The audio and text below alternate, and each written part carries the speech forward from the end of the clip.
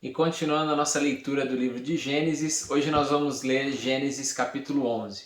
Vamos orar? Deus, te agradecemos por estar sempre conosco, por nos ajudar na nossa caminhada.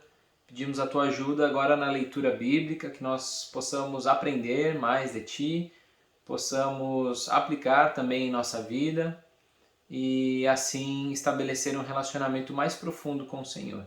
Em nome de Jesus. Amém. Gênesis capítulo 11, versículo 1. No mundo todo havia apenas uma língua, um só modo de falar. Imagina você ir para os lugares diferentes e você conseguir entender o que todo mundo fala, não precisa de Google Translate, você não precisa aprender outras línguas, escola de idiomas. Versículo 2. Saindo os homens do Oriente, encontraram uma planície em Sinear e ali se fixaram. Disseram uns aos outros: Vamos fazer tijolos e queimá-los bem. Usavam tijolos em lugar de pedras e piche em vez de argamassa. Às vezes, quando a gente pensa nos povos mais antigos, a gente talvez pense que eles eram primitivos, pessoas que não tinham muito conhecimento. Se você pegar a sociedade pré-diluviana, antes do dilúvio, por exemplo, os descendentes de Caim, você vai ver que tinha um cara que ele era especialista em ferro e instrumentos de bronze também. E se você bem sabe, para você fazer o bronze você precisa uma certa porcentagem exata de materiais.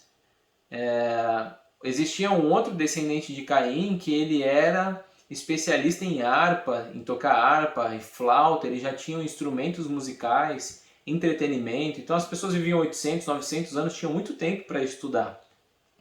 É claro que no dilúvio muito desse conhecimento se perdeu, mas parte dele foi preservado e as pessoas foram desenvolvendo outras coisas também. Foi preservado por causa da família de Noé. E eles sabiam fazer construções com pedras, tijolos, argamassa, piche, já tinham um bom conhecimento de construções também.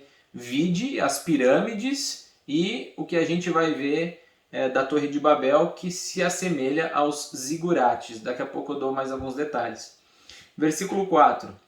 Depois disseram: Vamos construir uma cidade com uma torre que alcance os céus. Assim o nosso nome será famoso e não seremos espalhados pela face da terra. A ordem de Deus em Gênesis capítulo 9, versículo 7 é que eles fossem fecundos, se multiplicassem e povoassem a terra. Essa era a ordem do Senhor. E nesse versículo 4 a gente vê claramente uma afronta à ordem do Senhor e à soberania de Deus sobre a vida dos homens. Então não era Deus mais que iria governar o nome deles, que seria poderoso, e o nome de Deus ia ser deixado de lado. E ao invés de povoar a terra, que é o que Deus tinha falado para eles, não, vamos ficar concentrados aqui porque a gente quer, a gente decidiu e o nosso nome vai ser poderoso. Esse era o intento do pessoal. Versículo 5. O Senhor desceu para ver a cidade e a torre que os homens estavam construindo. E disse o Senhor: Eles são um povo, um só povo, e falam uma só língua, e começaram a construir isso. Em breve nada poderá impedir o que planejam fazer. O que eles planejavam fazer? Tirar o nome de Deus, deixar o nome dele para lá, colocar o nome dos homens como o nome poderoso, eles são agora autossuficientes, não precisam mais de Deus, e também não serem espalhados pela face da terra. Eles queriam ficar lá concentradinhos, estava tudo ok para eles. Versículo 7. Venham, desçamos e confundamos a língua que falam, para que não entendam mais uns aos outros. Mais uma alusão à Trindade. Deus falando consigo mesmo, em três pessoas. Venham, desçamos e confundamos a língua que falam. Versículo 8. Assim o Senhor os dispersou dali por toda a terra, e pararam de construir a cidade. Por isso foi chamada Babel, porque ali o Senhor confundiu a língua de todo o mundo. Dali o Senhor os espalhou por toda a terra. Então nós vemos que o livre-arbítrio que Deus dá ao ser humano, mas existe um limite para esse livre-arbítrio, que é o plano perfeito de Deus. Então esse livre-arbítrio foi colocado por Deus para que o homem pudesse decidir, mas existe ali um limite onde Deus fala: não, a partir daqui eu não tenho só o controle das coisas, eu tenho o comando das coisas. Então a história ela é governada pelo Senhor. E nós somos permitidos tomar algumas decisões dentro dessa história. mas tem algumas coisas que Deus não permite e simplesmente ele vai interferir para que a história seja levada de acordo com o plano perfeito dele. E essa foi uma das situações em que Deus interveio na vontade do homem. E outra coisa, essa construção da Torre de Babel, ela se remete aos zigurates. Zigurates são construções muito antigas que foram encontradas, por exemplo, na cidade de Ur dos Caldeus. Você vai ter aí umas 20 construções preservadas dessa ao redor aí do nosso planeta. E em Ur dos Caldeus você encontra a maior. E elas eram construções parecidas com as pirâmides. A diferença é que as pirâmides tinham câmaras internas, os zigurates não. Então, os zigurates você tinha uma base grande e aí um próximo andar com uma base menor, um próximo andar com uma base menor. E essas bases poderiam ser retangulares, quadradas, ovais, mas eles eram planificados e eles poderiam ir de 2, 3 andares até 7 andares. Eram torres bem altas. E aí essas construções levam em si uma questão de misticismo, mostram a grandiosidade do homem da época, mas também há quem diga que nos zigurates, dali na ponta, tinha um templo aos deuses, claro, também uma afronta ao Deus Todo-Poderoso. Vamos lá, vamos continuar, versículo 10. Esse é o registro da descendência de Sem. Então, o que é interessante da gente observar agora na descendência, outra genealogia? Olha a idade das pessoas, como essas idades vão diminuindo. 2 anos depois do dilúvio, aos 100 anos de idade, o Sem gerou Arfaxade. E depois de ter gerado Arfaxade, Sem viveu 500 anos e gerou outros filhos e filhas. Aos 35 anos, Arfaxade gerou Salá. Depois que gerou Salá, Arfaxade viveu 403 anos e gerou outros filhos e filhas. Aos 30 anos, Salá gerou Éber. Lembra do Éber? Que a gente acredita que deu origem ao nome hebreu. Então, a partir de Éber, nós temos o povo hebreu. Depois que gerou Éber, Salá viveu 403 anos e gerou outros filhos e filhas. Aos 34 anos, Éber gerou Peleg. Depois que gerou Peleg, Éber viveu 430 anos e gerou outros filhos e filhas. Aos 30 anos, Peleg gerou Reu. Depois que gerou Reu, Peleg viveu 209 anos e gerou outros filhos e filhas. Olha só a idade diminuindo.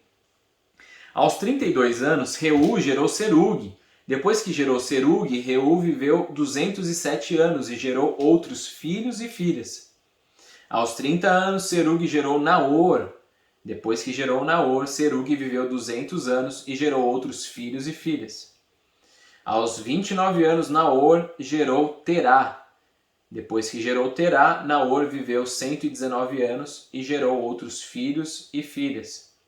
Aos 70 anos, Terá havia gerado Abrão, Naor e Harã. Essa é a história da família de Terá. Terá gerou Abrão, Naor e Harã. E Harã gerou Ló, ou seja, Ló era sobrinho de Abrão. Harã morreu em Ur dos Caldeus, sua terra natal, quando ainda vivia Terá, o seu pai. Tanto Abrão como Naor casaram-se. O nome da mulher de Abrão era Sarai e o nome da mulher de Naor era Milca. Esta era filha de Harã, pai de Milca e de Iscá. Ora, Sarai era estéril, não tinha filhos. Versículo 31.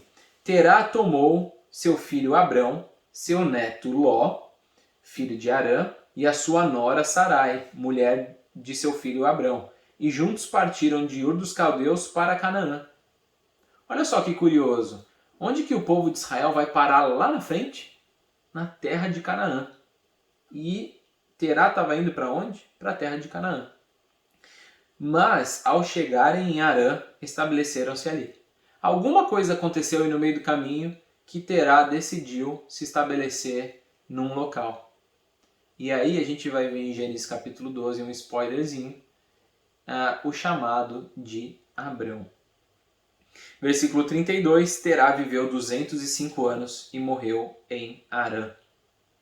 E a reflexão que eu gostaria de trazer hoje é justamente sobre essa unidade que essas pessoas tiveram e a força que isso teve, a ponto de Deus dizer assim: em breve nada poderá impedir o que planejam fazer. Que força isso teve!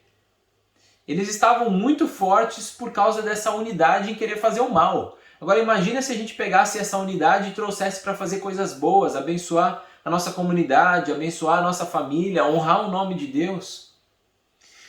E o que me chama a atenção? O que eles tinham em comum? O que dava essa força para eles? Eles tinham os objetivos muito bem traçados. Eles disseram: nosso nome vai ser famoso e nós não seremos espalhados à face da terra. Sabe o que falta às vezes para que a gente use essa unidade forte para fazer as coisas boas? São os objetivos muito bem traçados. Às vezes falta a gente sentar dentro de casa, conversar com a nossa esposa, conversar com o nosso marido e falar assim: olha, o nosso objetivo é esse. São pessoas diferentes, temperamentos diferentes, mas que estabeleceram um alvo em comum. E os dois, com seu temperamento diferente, com as suas características diferentes, vão perseguir o mesmo alvo. E assim funciona também na nossa comunidade de fé, na nossa igreja, objetivos muito bem traçados. Que Deus nos abençoe e nos ajude a que a gente possa ter essas conversas abençoadoras e que a nossa unidade seja tão forte como foi forte aqui na Torre de Babel. Não para fazer o mal, mas para abençoar vidas, para abençoar a nossa família e para honrar o nome do Senhor. Vamos orar? Deus, nós te agradecemos por estes exemplos. Foram maus exemplos de pessoas que utilizaram dessa unidade, dessa força, para fazer coisas erradas, para afrontar o Senhor. Muito obrigado porque podemos tirar ensinamentos do que não fazer e também do que fazer. Nos ajuda na nossa caminhada, que possamos honrar ao Senhor, que possamos estabelecer esses objetivos em comum e trazer isso para o bem, abençoar vidas e honrar ao Senhor de todo o nosso coração. Em nome de Jesus, amém. Deus te abençoe e até amanhã, Gênesis capítulo 12.